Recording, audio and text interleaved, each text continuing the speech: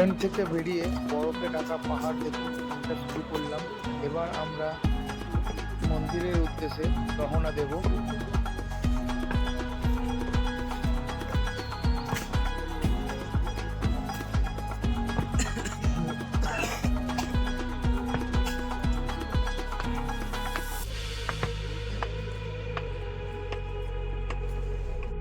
মন্দিরের উদ্দেশ্যে বেরিয়ে পড়েছি। আমরা যেখানে ছিলাম সেখান থেকে মন্দিরের দূরত্ব হচ্ছে 500 মিটার।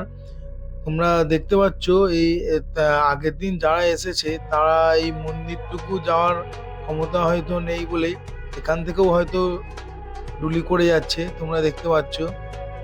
আর আমরা মন্দির দর্শন করব ও পুজোও দেব। চলো তোমরা দেখতে থাকো। তোমরা যে ট্রেন্ডগুলো দেখতে পাচ্ছ, কেদারনাথ দর্শনে আসলে এই ট্রেন্ডের মধ্যেই রাত্রিবাস করতে হয়। এখানে হোমস্টের ব্যবস্থা খুব কম, সবসময় হোমস্টে বুকিং করে পাওয়া যায় না। এখানে সিঙ্গেল ট্রেন্ড আছে, আবার 4 জন একসাথে থাকবার। কেদারনাথ মন্দিরের আগে চোখে পড়বে হেলিপ্যাড। তোমরা যারা অল্প সময়ের মধ্যে কেদারনাথ মন্দির দর্শন করতে আসতে চাও তারা অবশ্যই হেলিকপ্টারে আসতে পারো। তার জন্য আগে থাকতে বুকিং করতে হবে।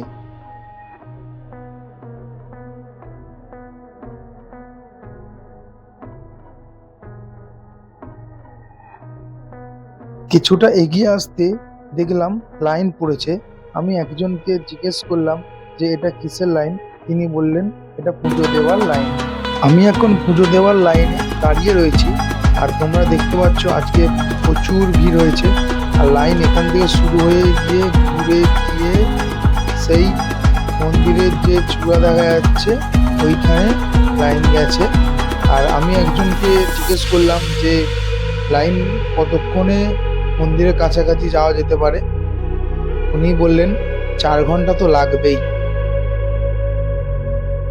আমি এখন আছি কেদারনাথ মন্দিরের সামনে। আর তোমরা দেখতে পাচ্ছ যে আমার ঠিক পিছন দিকটাতেই কেদারনাথ মন্দির। সত্যি কোনোদিন ভাবতে পারিনি যে আসতে পারবো, দারুণ লাগছে। আর এখানে মাঝে সাঝে বৃষ্টি হচ্ছে, তার সাথে স্নোফলসও হচ্ছে।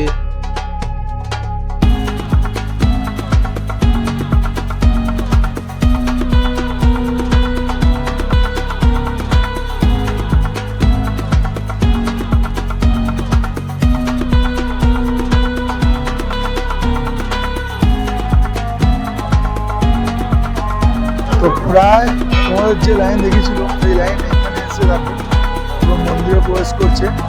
তোমরা দেখতে পাবে, দেখো